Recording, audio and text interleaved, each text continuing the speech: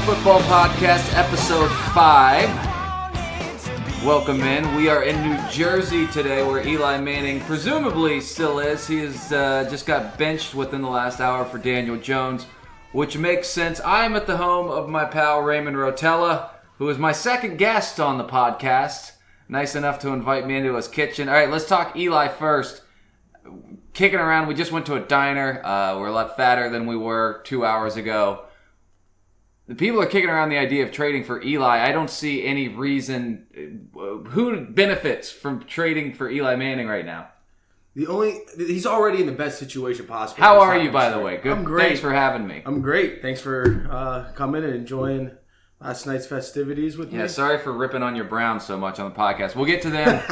But that's what I'm looking at. I'm looking on Twitter, and people are kicking around the idea of trading Eli Manning, who benefits there? What are you going to do? Give up a draft pick for a 6 and 10 quarterback? You know, while we discussed earlier, I think that, Pittsburgh would probably benefit the most, but Eli's just not the Eli of old. And I think the best situation for him now is at a place where he can pass on his knowledge, especially he's a lifelong Giant.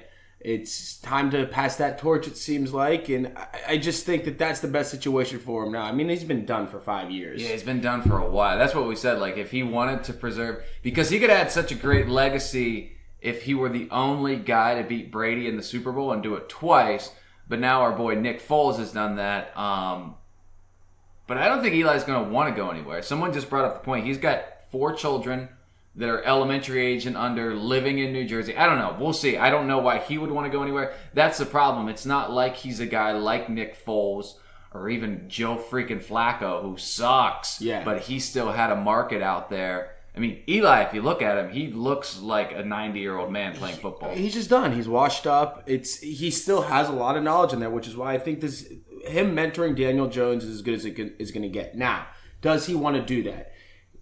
Presumably based on all the reports, he had a big hand in the fact that they drafted Daniel Jones. I did not see that. Yeah, so apparently that was one of the driving forces for the Giants taking Daniel Jones over, some of these other guys like Dwayne Haskins.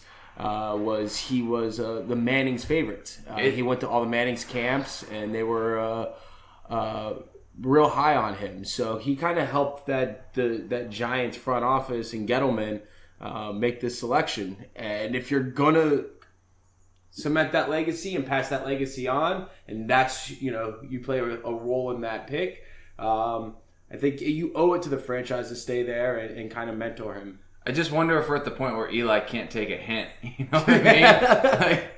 Like, dude, we tried and tried because he got benched under the old offensive coordinator. What was his name? Oh, McAdoo. Yeah, McAdoo. He got benched under him, which McAdoo obviously had no clue what he was doing. I don't even know where he is now. I don't know, man. We'll see what happens. I saw some people kicking around the idea of him being traded to the Jets. That's not going to happen. No, Darnold's going to be out 2, maybe 3 more weeks. Yeah. And they're not going to send him over there. Now, I guess as you hear your ice machine, you rich people with your $1 million fridges making ice right here in front of us. All right, so we'll see what happens with Eli. Long overdue. The Giants are going to be bad regardless. Already 0-2. Yes. By the way, the Buffalo Bills, the kings of New York, back-to-back wins at MetLife Stadium, which is where we were at last night to see the Browns beat down the Jaguars. I posted a few pictures over on my Twitter at Matt Edwards if you want to check those out there. Where are you feeling about the Browns right now? On a scale of 1 to 10, plus we'll talk about Ben Roethlisberger. Scale of 1 to 10, how much more confident are you this is a playoff team than you were after that beatdown from Tennessee? I'm still about a 5. I'm still not feeling great. I think the defense looked much better last night. There are some things that worry me. Myles Garrett. What worries you about Myles Garrett? He had 3 sacks. The discipline, man. Yeah. Those penalties aren't penalties that he's taken in the past, and I think he's trying to play with an edge and a fire. That's not really his game. He's a nice guy, and I think he's trying to shed that nice guy persona and play with a mean streak. And I think he needs to learn to play more controlled if he's going to play that way, which I love. I love a mean bastard like an Ndamukong Suh or a Khalil Mack. Yeah, you do. I always had those old school types. You want to see people getting bit at the bottom of the pile. That's your problem. But the defense looks a lot better this week than it did last week. The Jets tried to do a lot of the same things that the Titans did, run screens and draws, and the Browns defense looked much better against the screens. I'll tell you who impressed me last night on that defense was Christian Kirksey. I haven't seen him play that well. He was all over the place. He was all over the place. He made some great stops on screens to stop Le'Veon Bell short. I mean, they just kept feeding the ball to Le'Veon, and Kirksey was there all night long. So I think from a defensive perspective, they're starting to come together. I mean, it's a new defensive scheme. It's a completely different one than what Greg Williams ran last year. They run a lot more zone this year. They're not blitzing as much as they did with Greg Williams. Wilkes puts more, I think, pressure on his linebackers to make plays, which I was a little nervous coming into the season, but Schobert and Kirksey have shown, at least last night, they played a lot better, and they're starting to get comfortable. I thought Denzel Ward had a much, much better game. He left some plays on the field, but not nearly as many as the Titans. So I think, and he was playing Luke Falk most of the game. That's true, too. They weren't throwing a whole lot. Although I think Falk was 20 of 25 or yeah, something like was. that. 20 25 for 198. He didn't lose them that game. No. I will say that. They did a lot. You know what drove me crazy, and I made a note of it specifically when it happened. So the Jets have 3rd and 2, under 4 minutes to go in the third quarter. They're down at that point. I want to say it was still 16-3 at that point. Yeah, I don't think Odell had his touchdown yet. 3rd and 2, just under 4 minutes to go in the third quarter. They've got Luke Falk in at quarterback. They've got Le'Veon Bell, who they paid a bucket load of money to. Bucket load's not a good word. Bigger than a bucket. What's a big type of container? An oil drum full of money to.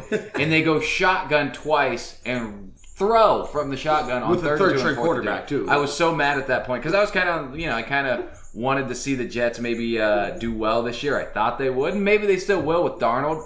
But what are you doing at that point? It's why did you sign Le'Veon Bell and then bring in a third-string quarterback to run it back-to-back times when you only need 2 yards? That's the kind of stuff that baffles me. I don't know how NFL coaches get to that level. And he seemed to be the only one on the field that didn't realize that, hey, we should give the ball to Le'Veon Bell, because after that play, that's when it was a mass accident of Jets fans. It was like, what the hell? It was unreal. I will say, speaking of which, so last night was the first time I've been to an NFL game as a fan, I would say since maybe 2010, 2011.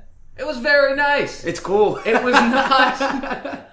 because you got to think, between last night, so I've been to a ton of NFL games, working, reporting, whatever.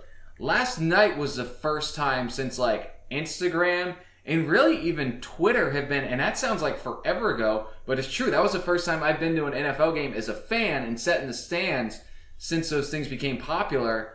I expected to see 4 fights. I expected to see people chugging beers and throwing each other, but it wasn't near. I didn't see any confrontation whatsoever, and it was a pretty even split of fans. I was happy at MetLife Stadium. Yeah, so I think that, first of all, it was I don't know if good fan bases. They're 2 fan bases that sometimes get a bad rap, I think, for being violent and being obnoxious. I think pretty much every fan base gets that. Everybody has that. At least in this corner of the country. Minority. Yeah. But with the Jets and the Browns, they can commiserate in both being pretty bad for a long time. And so I think there's a lot of camaraderie there. Jets fans kind of have an inferiority complex. And, as a Browns fan, we definitely have an inferiority complex. So the fans, you saw a lot of tailgates with mixes. I thought it was really including cool. Ours, yeah. Including ours. It was split. So nobody was obnoxious. It was a good environment. I thought that it was. I've been to a couple games at MetLife. Jets are usually the ones that I prefer to go to. Giants games are much more. They're much more laid back. It's more like I feel like older people are more Giants fans and younger people are Jets fans. Jets get a little bit more riled up. Their tailgates is more of a party, whereas the Giants, I feel like, is centered around food and. Although we had a hell of a meal last night. Yeah, man, we went to town. Why? I guess there's no why there, but yeah, MetLife was a lot better than you didn't have to pour your beer in a solo cup in the parking lot. No.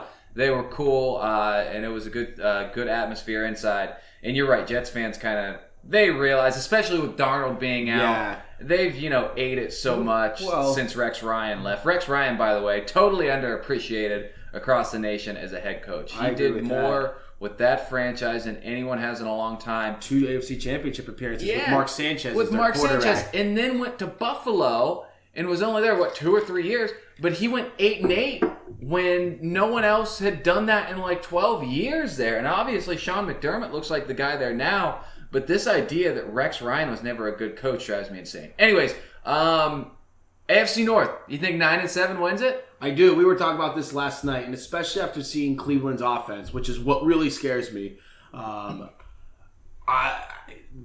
9-7, I think, gets it done. I'm still not sold on Baltimore's offense. No. I'm not sold on Cleveland's offense. They're too vertical happy, and you have weapons like Landry and Odell that are more slant and short route curl guys. Get them the ball quickly, and that's Baker's strength too. Get the ball out quick. Baker and let them make for a minute last night, by the way. That first half, I'm wondering to myself, is this dude 2 years away from fading into obscurity? Because he just didn't look like he knew what he was doing in the first half. He wasn't comfortable in the pocket, and I blame a lot of that on the offensive line that's still gelling. And losing Zettler to the Giants was a big deal, and I think hurts a lot more than people thought it would. I think, though, that this offense right now, one, they're trying to get into a rhythm and learn it and all kind of, come together. But what was interesting to me last night and seeing it in person, because it's hard sometimes to see when you're watching it on TV, routes develop and these receiver routes develop. And you're left wondering because of the camera angle, was that Baker not seeing the field, or, why is he holding on to the ball so long? After watching it last night, and our seats were up high so you could see the entire play develop, those receivers are running deep routes always. So they're taking a long time to develop. They're running 15-yard, corner route type routes, or 15-yard ins or verticals, instead of just running quick slants, which is what OBJ scored his touchdown on. Yeah. Getting the ball out quick and utilizing that run, because Nick Chubb is a stud, and he showed it again last night. And he should be getting 20 to 25 touches a game on top of short passes to Odell, short passes to Landry, and control the offense that way. So that's from Cleveland's perspective. That their offense scares me. Now you got to look at Baltimore's offense. Baltimore's offense scares me too. I mean, they're 2-0 now. They played. Yeah, let's say that. I mean, Dolphins. Worst team in the league. Maybe ever. Yeah, they look terrible through 2 weeks. I think they have the second worst point differential of all time. And then Baltimore at home only beats Arizona by 6. People forget Arizona got Kyler Murray for a reason. They were the worst team in football last year. Those are the 2 worst teams in football. I talked about on the week before the season started just how bad the Cardinals could be. But here's the thing. We're going to find out if Baltimore's for real. Up next, they go to Kansas City. Then they play Cleveland, Pittsburgh, Cincinnati. Pittsburgh and Cincinnati now could be wins. Still division games, though. Still division games that are never easy. And then after that, you go to Seattle and then New England on a Sunday night. So we're going to find out how for real Baltimore is. I, like you, I don't trust them. I don't think they're bad. I am ready to admit Lamar Jackson's better than I thought he would be, but he's not as good as what we've seen these first 2 games. So I'm still in the jury's still out on Lamar Jackson. I mean, I think it is... the positive signs. And we talked about this a little bit last night. You got to, yes, they're bad teams. You still have to go out and execute against those bad teams if you want to be a legit NFL franchise, a playoff team. You still have to go out there and look good. And he's done that so far. You can only play who's in front of you, the old adage. So I think that those are good signs, but I think he's got a long way to go in his development. And it'll be interesting to see how the NFL defenses make adjustments to Baltimore's new offense. So they obviously suck him in the middle of the year last year and went to a very simplified offense that the Chargers finally figured out in the playoffs. Well, and we've seen, speaking of Eli Manning, I mean, that's how his Giants beat Tom Brady, especially that first time around, was guys hitting him. So once Lamar Jackson goes out there, and he's, not until November, but he'll have to play the Rams at some point, you're going to face some defensive fronts that are going to put a few shots on you. And we saw that Browns defensive line last night, and they can get to the quarterback. Yeah, so we'll see how Lamar does. But here's the thing, man. AFC, as far as the ultimate prize, it's Chiefs or Patriots. To me, we're living in a Patriots world. And I know that a lot of Chiefs fans are... they don't want to hear that. I just don't know if the Chiefs have the defense to compete in the playoffs with the Patriots.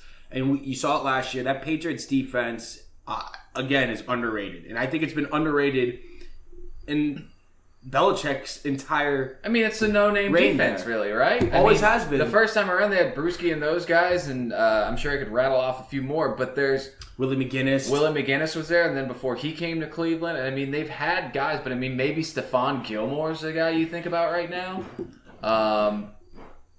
Is that your dog running down the steps? Winnie in the house. Winnie is also joining us. But that's, it's Chiefs, it's Patriots. Bills and Ravens are 2-0. Give credit to the Bills. They're 2-0 on the road, by the way. They are. I mean, sure it's the Giants, sure it's the Jets. They both look like absolute trash. But to be 2-0 on the road in the NFL is a big deal. The Bills have a favorable schedule. They've got Cincinnati next. They still have Miami twice. That's a division, too. One of those is a division win, and you can't put enough premium on that. Yeah. Beating the Jets at home. Right. I don't know. The Bills being 2-0 though, it's fool's gold. No, it's like when the nerdy kid like gets a really pretty girlfriend. You're like, you know what? I'm gonna enjoy this for him while it lasts, but inevitably. Well, so Josh Allen, I think, gets a bad rap too. I think that is he flawless? No, but I think he's a quarterback you could win with. I'm a big fan of McDermott. I think he's a hell of a football coach, dude. I think it's worked out for Josh Allen too because he went to Wyoming. He was Wyoming, right? Yeah, yes. Wyoming. And he goes to Buffalo, where no one's going to pay attention to you. Yep. And that's exactly what he needed. So that's going to work out. Low pressure right. situation. I'm a fan of him. I think that I think he'll do well for the Bills. I think he's definitely a better quarterback than Rosen is. I think that, when it's all said and done, he'll have a longer career than Lamar Jackson, although Lamar Jackson may flash brighter. Right. So I'm high on that Bills team, and I think that they could go at least 8-8, maybe 9-7, and challenge for a wild card spot. They're not going to overtake the Pats, but yeah, we just saw them do that. What was that? 2 years ago? Yeah, they snuck into the play thanks to Tyler Boyd and the Bengals. I remember that. That was great. That was. Let me look here. Can you hear the crickets chirping? We're in the suburbs, baby. We're in East Are we in East Rutherford? No, this is Rutherford proper. Okay. East Rutherford's the other side of the tracks. Okay. All right, 2017 is when they went 9-7. Remember, they almost beat Jacksonville, who went to the AFC Championship that year. They did. With Tyrod Taylor as their quarterback, too, I might add. So, and I do think Josh Allen is a better quarterback than Tyrod Taylor. Now, the difference is, I think Josh Allen makes bigger plays, but he'll also make mistakes. Whereas Tyrod Taylor may not have been as big play, as explosive, but Tyrod Taylor was not going to lose you a game. Yeah, Tyrod kind of got a bad rap in Cleveland, too, because Hugh Jackson liked him more than everyone else. And it's like people blame Tyrod for that. What's he supposed to do, not want to be a starting quarterback? It's not. Tyrod Taylor didn't go 1-31 in 2 years. That's all I got to say about that. Hugh Jackson, what a guy. One of my favorites. You know what sucks, man, about the Brees injury is, so Drew Brees is going to be out probably 6 weeks, although it sounded like Sean Payton was kind of saying it could be less than that. We'll see. But I don't think a lot of people realize, and I have been following this because I'm kind of a stat nerd, Tom Brady, Drew Brees both have 522 touchdown passes. They're number 2. Peyton Manning, number 1 at 539. You got to think Brady's going to break that this year, but I thought it was going to be awesome to watch these two dudes at the end of their career duel for it. And this, I mean, that pretty much gives Brady the record. I mean, he's easily going to get a 12 to 15. Especially with Antonio Brown there now. Yeah, and we'll see who, if one of them decides to retire before the other. Time will tell on that. By the way, I apologize if the audio is a little hollow in here. We are in a kitchen, which is what real human beings have in this country. We're on an island. There's stuff everywhere, which is great. Speaking of Antonio Brown, the Robert Klemko piece came out yesterday. Look, the guy, take away the lawsuit with sexual assault and that involved because, innocent until proven guilty. Take that out of the picture. The guy seems like a real garbage human being. Yeah. And I have friends in Pittsburgh. Before he was a national star, when he was just kind of coming up in Pittsburgh, I know people there who are like, no one likes the guy. Because when you're in those smaller NFL markets, and I saw this in Cincinnati, you would go out on a Friday night. If you know who the guys are, you're going to see NFL and MLB players. Because there's only so many places to go. In New York and Philly and some of those places, the bigger markets, you're not going to see these millionaire athletes. But in Cincinnati, Pittsburgh, Cleveland, those kind of places, it's not an uncommon thing. They're out. And there were people in Pittsburgh who we're like, man, you've got Antonio Brown becoming this amazing receiver, but everyone in town thinks he's a jackass. So no one's paying everyone's kind of irritated that their new star player is someone that's not likable, and now it sounds like he's a much worse person than we even thought. I mean, he's owing thousands and thousands of dollars allegedly to people. It'd be different if it were one or two people coming forward. I mean, there's like a dozen people saying, hey, this dude stiffed us on money. I think it's interesting it's coming out now, too, because back to those smaller markets, you can get, I don't want to say you can get away with a lot more, but I feel like those media markets will tend to protect their players more than for sure they will than the bigger markets like the Bostons and the New Yorks. They'll hang them out to dry. I mean, you saw how the New York media turned on OBJ for being a prima donna, not for being a bad person, but just for being a diva and having an ego. New York media turned it on like that. You know, in Cleveland and Pittsburgh and Cincinnati, I feel like they tend to protect the players a lot more, and so you don't hear these stories as much, even though they're going on and they're happening. The media doesn't necessarily bring it to light as often. There's that. I mean, this is all stuff that you would have to do deep dives into, which, you know, someone like Robert Klemko at Sports Illustrated can do. And then the other thing is, and I've said this multiple times, and I'm not alone, I mean, Marvin Lewis would bully the media. Marvin Lewis isn't a bad guy. I've talked to him off camera. He's not a bad human being, but he was one of those guys who was hated the media. He thought that it was stupid. Reminder, dude, you are on a reality TV show. That's all this is. That's why the Eli news is so big. It's why any of this off-the-field stuff is so big. It's why everyone knows who Tim Tebow and Colin Kaepernick are. Not because they were great NFL quarterbacks, but because they are part of this reality show. I remember Marvin Lewis, way back in the day. This would have been, let me think, maybe like 2008, 2009. Marvin told someone from the Cincinnati Enquirer didn't like their question and said at a press conference they might have to send someone else up here to start covering the team instead of you. And then there was another time a guy I know who's one of the TV guys down there after the Bengals lost, I think it was to the Colts that year in the playoffs, and I think that's what pushed Marvin to 0-7. Or no, that would have been 0-6, and next year was 0-7 with the Steelers. But one of the TV guys asked Marvin, he said, you know, a lot of coaches around the league, a lot of markets say that 0-6 in the playoffs, you'd be thinking about getting replaced. And Marvin literally just looks at him and goes, you really think you want to go there? And it's a valid question. Absolutely. No one else even came close to asking it. And they don't. And I mean, part of me gets it because you've got a relationship with these people that, like I said, you're going to see them off camera. You're going to see them around town. But you got to do the job. I'm sorry, I went on a rant there. So I think, just kind of to piggyback off of that, I agree with that. And I think you're starting to see coaches as they come up now definitely be more friendly to the media. Well, people love Zach Taylor in Cincinnati already because he's not beating around the bush. Same with McVay out in L.A. with the Rams. These younger guys, where you run into a problem, I think, a lot of times is with these old school football coaches like Marvin Lewis, like Belichick.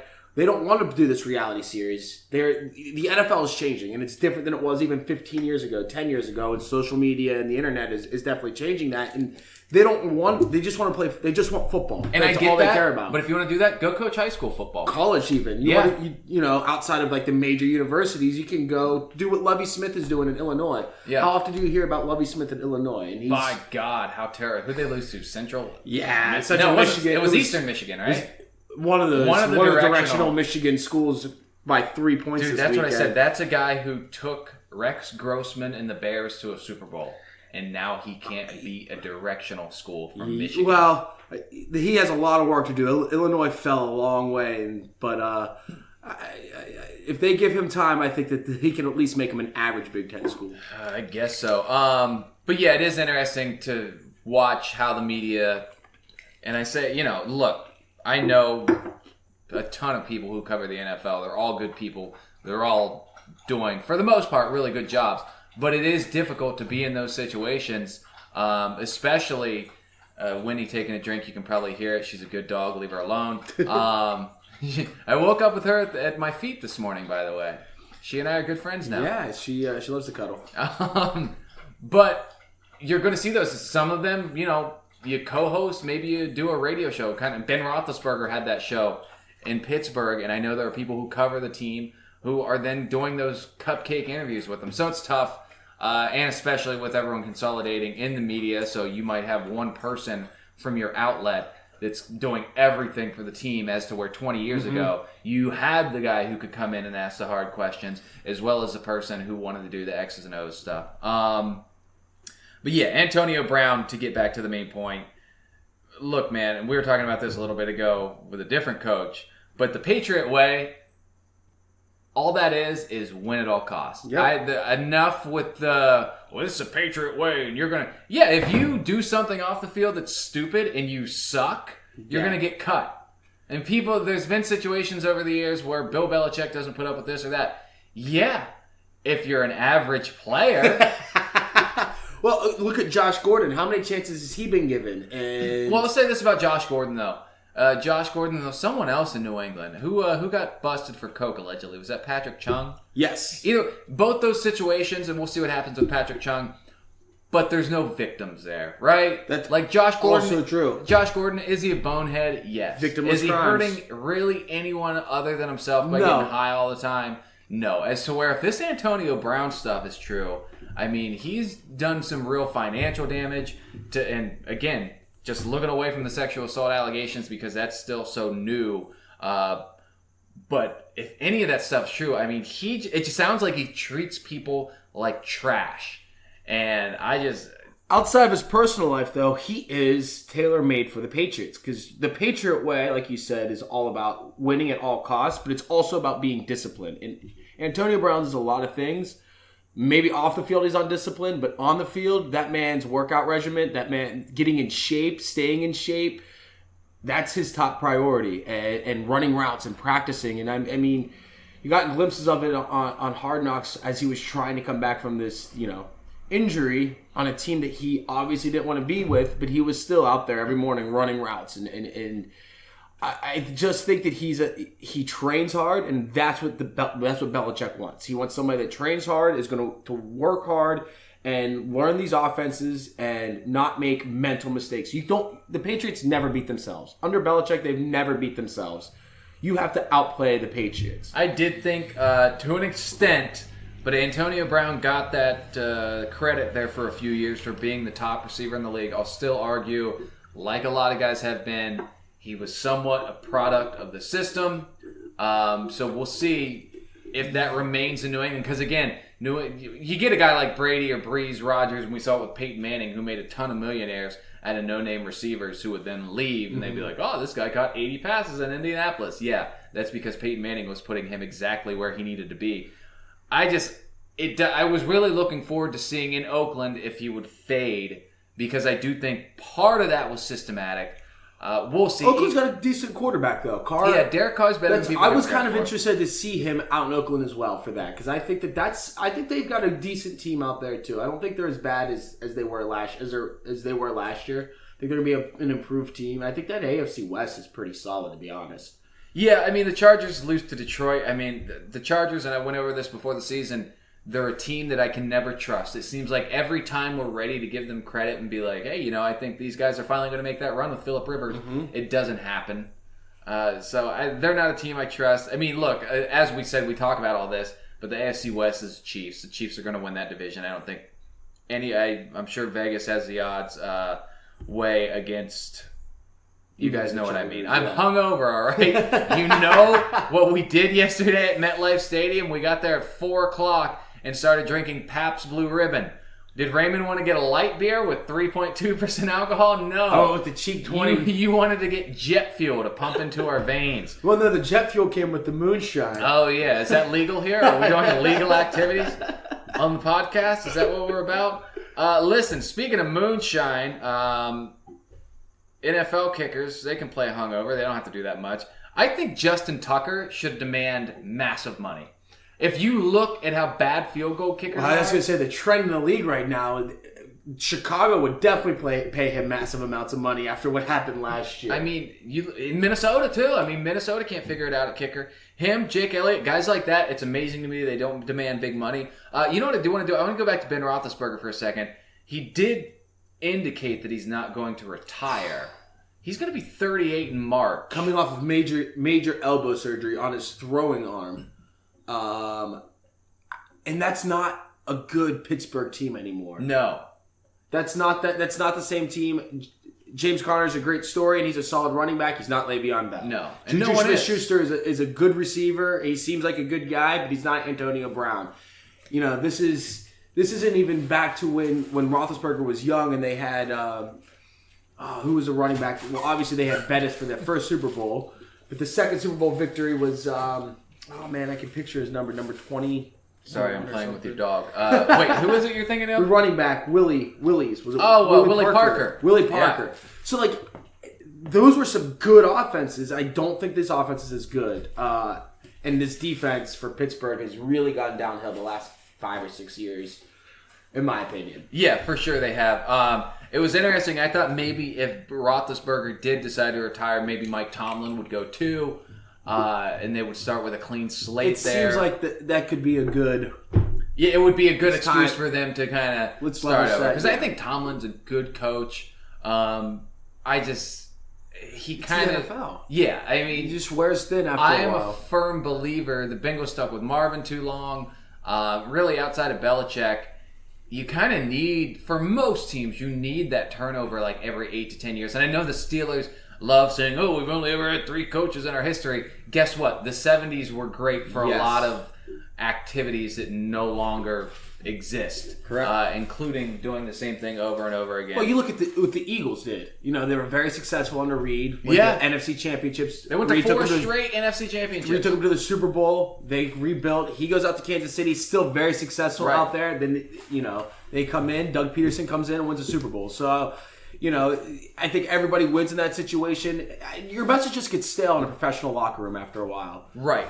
And I think if you did have, if you had Ben go, it would be a good time to let Tomlin go as well. A few more nuggets, and then we'll get to a story I want to ask you about. I got to say the 49ers, and they have the Browns on Monday Night Football on October 7th. Man, the Browns still have 2 of their next 3 in prime time. Yeah, so they got a tough schedule coming up too. And that San Francisco game. Yeah, Rams at Ravens at Niners versus Seattle at New England at Denver. Yeah.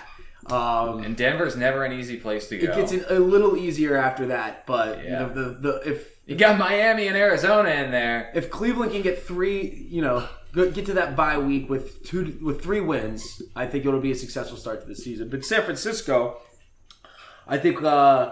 First of all, we were talking about this yesterday. I'm a big fan of Shanahan. I was a big fan of him when he was the offensive coordinator he in exploited Cleveland. The Bengals' best. I mean, the Bengals' defensive line, hands down, their best unit. And I mean, he just neutralizes it. He just said, "I'm going to take you guys out of the game. I'm going to work around you." Just like his old man, he is a genius with the offensive line in coming up with blocking schemes to neutralize the front sevens. But what's impressed me out there has been that defense, because that's a solid Cincinnati offense that San Francisco's defense. Well, the defense. The problem with the Bengals' offense is that offensive line. It's absolute trash. Yeah, it's I mean, rough. they're down. It's beat up too. Yeah, that's the problem. I mean, if you go back to what you thought you were going to have in June, 3 of your starters on the offensive line are gone already. So, I mean, the Bengals... Billy Price hasn't lived up to that. No, to that hype, he which got is to come unfortunate as an Ohio State boy. Yeah, as Winnie is back. She was posing for a photo there. But we'll see what happens with the AFC North in general. Again, I don't think any of it matters. Patriots, Chiefs, 2-team race in the AFC. Quick, I guess it doesn't have to be quick. I got all day. You're probably the one who has stuff to do. Some people may not be aware that you have caused disturbances before. I just found this out last night. You once had Yankee Stadium, a whole section evacuated. And I was worried. I was like, is this someone I want to go to an NFL game with? What did you do to cause such issues? So this was, probably 2014, 2015. And my girlfriend, who is now my wife. And she lives here too. Yes. She's at work while you're sitting here talking about sports Hungover. on a Tuesday. Yeah. She's the breadwinner in the family and also the chef. She, keeps everything together. Interior designer. But she took me to an Indians Yankee game, and we were going after work, and I had my bag with me, and we got up to go get some beers and hot dogs, and I left my bag there, not even thinking about it, right? Like, these are my seats, I'm coming back to them. So we go down to the bathroom, grab a hot dog, grab a beer, and as we're going back up, we look up into the section there, and there's cops all over it, and they had evacuated the entire section. And the security guard looks Wait, is this like a book bag? I'm trying to Yes. think. Okay. Yeah. It was a Batman book bag, to be honest. Okay, all right. If we're going to paint pictures here. So, I had been talking to the security guard earlier in the game, and so we come back, and I say to him, I go, what's going on up there? And he looks at me, and he looks up to, that's where I was sitting, and he was like, man, did you leave your bag up there? I'm like, yeah. He was like, yeah, dog, this isn't Cleveland. You can't do that here. I was like, oh, I'm sorry. So he called the cops down, and, everything was okay. And I opened the bag, and obviously... They didn't bring you in for questioning or anything? Yeah, no, they didn't bring me in for questioning. They were just like, you got to be... we're a little more sensitive to that in New York, is what they told me. So, I mean, that makes sense. That was our Yankee Stadium experience. Well, I'm glad that you didn't end up in jail. I'm glad they let me back in the stadium. It's the only way I can watch the Indians in That's person. true. We saw them with the Mets, although a torrential downpour ensued in the fifth inning. They didn't show up in that series, though. No, they did not. Let's see what do we have going on this week. Tennessee at Jacksonville. Starts us off on Thursday. Thursday night football sucks. It's terrible. I watch it, but they schedule the worst matchups. It'll be fun to see what Daniel Jones can do with the Giants, obviously. Look, man, like you said, he looked good in the preseason. Great. So do a lot of guys against Brady second, Quinn did third too, string his guys. first preseason. Yeah. I hope for Giants' sake that he's good. I think that he was kind of a reach, and I do think that the Giants are going to rue the day that they passed on Darnold, that they passed on Josh Allen, that they passed on Lamar Jackson for Barkley. And that's not taking anything away from Barkley, just that a running back shelf life in the NFL is, as we all know, is short, and that's why people like Zeke hold out to get their money now off those rookie contracts because they're beat up by the end of them. And I think by the time the Giants are ready to compete after this obvious rebuild that they're going through, Barkley's going to be yep. And so it has nothing. Barkley's a fantastic player and one of the best players in the NFL, and I don't think there's any doubt in that. I just think that if you're building a team, it's not 1970 anymore. You don't build it around the running back. And Daniel Jones, I don't know if he's as good as that last class that came in. I'll tell you this, for me, a Bengals fan, and for you, a Browns fan, I am Winnie squeaking her toy. She just wants in on the podcast. I am just kind of glad that at least we're going to be able to get some cheap tickets to games. I'd like to go to a Giants game too. So Giants games are fun. Yeah, these teams are going to be terrible, and Yeah, well, we looked at the prices last night after the Jets. Oh god. Posted their. All right, you can tell me now. So we paid. What, $115 each for our tickets? About that. What did they drop to after Darnold went down? I think so. My brother-in-law got tickets yesterday for $35, and he sat in the 100s. So he sat directly below us. So better seats. Better seats for $80 less. Yeah. Great. Yeah, I didn't want to bring that up yesterday because we were having a good time. No, it was a good time. It was worth every penny. The $12 Miller Lights and all. So why we drank PBR in the parking lot, baby? You got to be able to afford those $12 Then you can just counters. coast when you go in. Dude, I said it earlier. I was very impressed. I was fully... Because when I rode in, passing MetLife, it's in a big field. And you're like, oh, this is the New York City teams here in the middle of this parking lot? But dude, the facility, very nice. Nice inside. It blew me away, man. And the bathroom lines... You'd walk up and they'd be so long, and then boom, everyone they're just quick. flows Everything's in. quick. The concessions are quick. It's one of the better run stadiums that I've been to, regardless of sport. Yeah, it was a good time. Anything else you want to touch on? You know how much time we've done? We've done 39 minutes. Oh wow! Longest good old football podcast in good old football podcast history. This is a good old discussion. It was a good old discussion. We'll see if your Browns can keep it up. The freaking Rams coming to town. Sunday Night Football in Cleveland for the first time in, I think, 11 years? Yeah, I think the last time I was in Cleveland, it was actually on ESPN. It wasn't even the Right. highlight. It wasn't even the highlight of the week. That was still the Monday night game. Right. So remember that? People forget that. Yeah. When the and now Monday nights are whatever. It's Bears-Redskins. It's the old school Sunday night game. And when the Sunday night game was on ESPN. So it's exciting. It's an exciting time to be a Browns fan. I hope that... another week of practice, another week of film sessions, and maybe, some maybe adjustments. Get a new watch, a new face mask. $2 million watch last night. Unreal. But and here we are talking about our $30 we lost out on tickets. Oh, by the way, If you don't think Bears-Redskins on Monday night this week will be good, after that, it's Bengals-Steelers. Woo! You know what? Hey, let's talk about this and then we'll wrap it up. Look, I don't like to see anyone get injured. But is there a part of me that's just going to be glowing should the Steelers go 4-12 or 5-11? I'm not. I could say after watching the Browns for the last 20 years, I will not be upset if the Steelers have a losing season. They've not had one under Mike Tomlin. 8-8 or worse, and he got there in 2000. When was the last time they had a losing season? Because they didn't have that many under Cowher either. It probably would have been the year before Ben, so 2004, when they were able to draft Ben.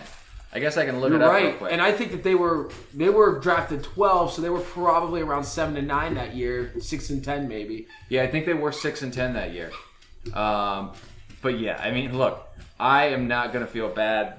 No. So for those who don't know, we don't live, but Raymond and I grew up in a town that's about 3 hours from Cincinnati, Cleveland, and Pittsburgh.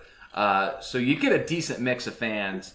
And Steelers fans, where we're from and in general, act like they play a direct role in the team's success. Yeah. So I wonder if they'll be taking any of the heat. Because, look, Steelers are already 0-2, and it doesn't look like it's going to get any better with Ben out. Connor's not 100% either now, so that offense is going to go through some growing pains. I'm interested to see what Rudolph does, though. They seem to be high on him.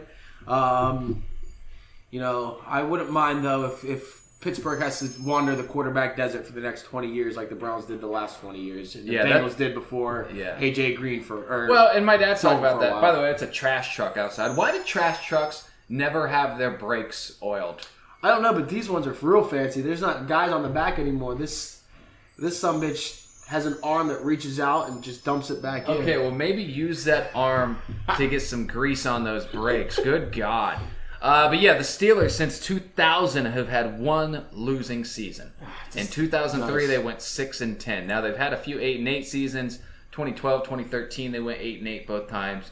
But the last time they had a losing season was 2003, and that would have been when Tom Brady won his second Super Bowl. Tommy Maddox was the quarterback of the Steelers. Maddox. Yeah, Bill Cowher was there, and Mike Tomlin got there in 2007. Tommy Maddox beat the Browns in the playoffs the year before that. That was he did. When Kelly Holcomb came in relief of Tim Couch halfway through the year, who broke his leg. And we discussed this yesterday. Would have been a solid quarterback if he had any weapons at all. Yeah, Tim Couch is one of we talk about situations.